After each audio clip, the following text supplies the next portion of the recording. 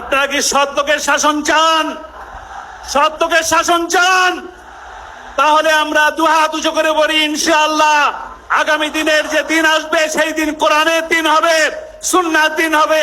আমরা সেই কোরআন এবং সুন্নাহকে বাস্তবায়ন করার জন্য আমাদের জীবনকে রাহমাতাল লিল আলামিন জাতীয় সিরাত কমিটি আয়োজিত ঐতিহাসিক সরওয়ার্দী উদ্যানে সিরাতুন নবী সাল্লাল্লাহু আলাইহি সাল্লাম মাহফিলের আজকের সম্মানিত সভাপতি, উপস্থিত দেশ সেরা, জগৎ সেরা আলেম ওলামা বৃন্দ, উপস্থিত আমার মুরব্বিয়ান এবং সাংবাদিক বৃন্দ, পর্দার মা ও বোনেরা, আসসালামু আলাইকুম ওয়া রাহমাতুল্লাহি ওয়া বারাকাতুহু। আলহামদুলিল্লাহ, আজকে অত্যন্ত একটি আনন্দ এবং ঐতিহাসিক দিন। এই দিনে আমরা একত্রিত হতে পারলাম। মহান রব্বুল আলামিনের দরবারে শুকরিয়া আদায় করি, বলি আলহামদুলিল্লাহ।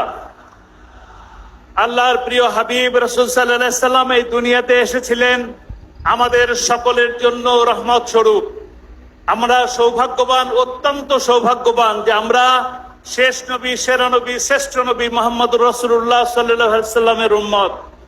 আজকে আমরা সেই সৌভাগ্যবান উম্মত হিসাবে দুর্ভাগ্য নিয়ে চলতেছি।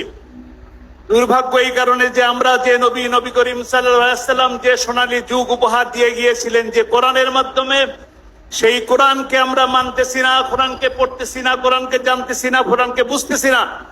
আজকে সেই কোরআনকে না মানার কারণে, না বোঝার কারণে আজকে গোটা বিশ্ববাসী, বিশেষ করে বাংলাদেশের উপরে জুলুমের পাহাড় বসে আছে। আমরা চাইবো বাংলাদেশে গত 17 বছর ধরে যে জুলুমের পাহাড় আমাদের উপরে চেপে বসেছিল, আল্লাহর অসীম দয়ায় ছাত্র বৈষম্য আন্দোলনের কারণে যে আজকে সুযোগ সৃষ্টি হয়েছে, এই সুযোগকে কাঙ্ক্ষিত সাফল্যে নিয়ে যাওয়ার জন্য আমাদের চেষ্টা